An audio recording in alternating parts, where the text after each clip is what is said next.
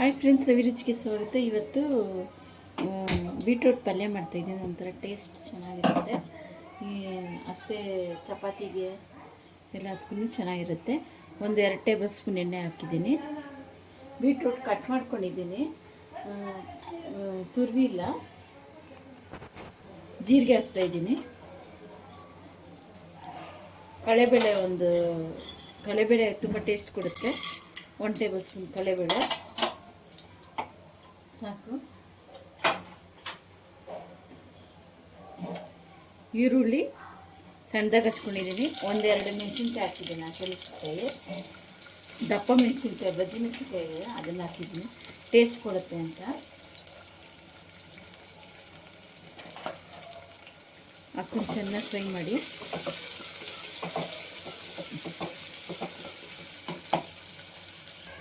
ಈಗ ಬೀಟ್ರೂಟ್ ಹಾಕ್ತಾಯಿದ್ದೀನಿ. ನೋಡಿ, ಈ ಥರ ಸಣ್ಣ ಸಣ್ಣ ಕಟ್ ಮಾಡಿದ್ದೀನಿ. ಈ ಥರ ನೋಡಿ, ಈ ಥರ ಸಣ್ಣ ಸಣ್ಣ ಕಟ್ ಮಾಡಿದ್ದೀನಿ. ಒಂದು ಅರ್ಧ kg ಬೀಟ್ರೂಟ್ ತೊಗೊಂಡಿದ್ದೀನಿ. ಚೆನ್ನಾಗಿ ತೊಳೆದು ಕಟ್ ಮಾಡಿದ್ದೀನಿ. ಹಾಕಿ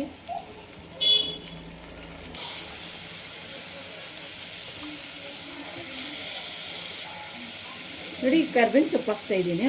ಈಗ ಹಾಕಿದ್ರೆ ತುಂಬ ಟೇಸ್ಟ್ ಕೊಡುತ್ತೆ, ಅದಕ್ಕೆ ಈಗ ಹಾಕ್ತಾಯಿದ್ದೀನಿ. ಈಗ 1/4 ಟೀ ಸ್ಪೂನ್ ಅರಿಶಿನ, 1/2 ಟೀ ಸ್ಪೂನ್ ಅರಿಶಿನ, ಅರ್ಧ ಟೀ ಸ್ಪೂನ್ ಚಿಲ್ಲಿ ಪೌಡ್ರು, ಧನಿಯಾ ಪುಡಿ ಒಂದು ಅರ್ಧ ಟೀ ಸ್ಪೂನು, ಚಿಲ್ಲಿ ಪೌಡ್ರ್ ಅರ್ಧ ಟೀ ಸ್ಪೂನು, ಅರ್ಧ ಟೀ ಸ್ಪೂನು ಧನಿಯಾ ಪುಡಿ,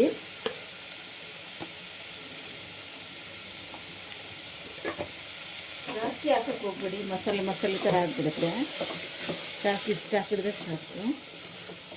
ಹಾಕಿ ತುಂಬ ನೀರು ಇರಬಾರ್ದು. ಕಾಯಿಗೆ ಎಷ್ಟಿದೆಯೋ ಅಷ್ಟು, 1 ವಿಸಿಲ್ 2 ವಿಸಿಲ್, ಸುಮ್ಮನೆ ಹಂಗೆ ಜಾಸ್ತಿ ನೀರು ಇರಬಾರ್ದು. ಈಗ ರುಚಿಗೆ ತಕ್ಕಷ್ಟು ಉಪ್ಪು, ಎಷ್ಟು ಬೇಕೋ ಅಷ್ಟು ಉಪ್ಪು ನೋಡಿ. ಇಷ್ಟು ನೀರು ಹಾಕಿದ್ದೀನಿ, ಜಾಸ್ತಿ ಬೇಡ. ಹಾಕಿ 1 ವಿಸಿಲ್ ಇಲ್ಲ 2 ವಿಸಿಲ್ ಹಾಕಿ ಆಮೇಲೆ ತೆಂಗಿನಕಾಯಿ ಹಾಕೋಣ.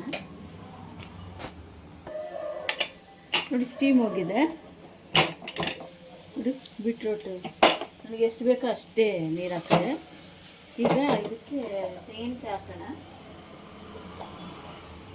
ನೋಡಿ, ತೆಂಗಿನಕಾಯಿ ಕೊತ್ತಂಬರಿ ಇಷ್ಟು ಹಾಕಿದ್ರೆ ಬೀಟ್ರೂಟ್ ಪಲ್ಯ ರೆಡಿ ಆಗುತ್ತೆ.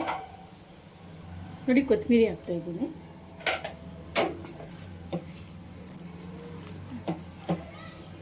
ನೋಡಿ, ಚೆನ್ನಾಗಿ ಈಸಿಯಾಗಿ ಆಯಿತು. ಬೆಂದಿದೆ ಸಾಕು.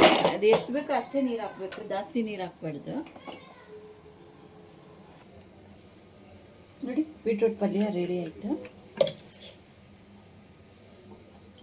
ಯಾವುದು ಬೇಳೆ ಸಾರು ಜೊತೆಗೆ ಎಲ್ಲದಕ್ಕೂ ಚೆನ್ನಾಗಿರುತ್ತೆ. ಚಪಾತಿ ಎಲ್ಲನೂ. ನೀವೊಂದ್ಸರಿ ಟ್ರೈ ಮಾಡಿ, ಲೈಕ್ ಮಾಡಿ, ಶೇರ್ ಮಾಡಿ, ಸಬ್ಸ್ಕ್ರೈಬ್ ಮಾಡಿ.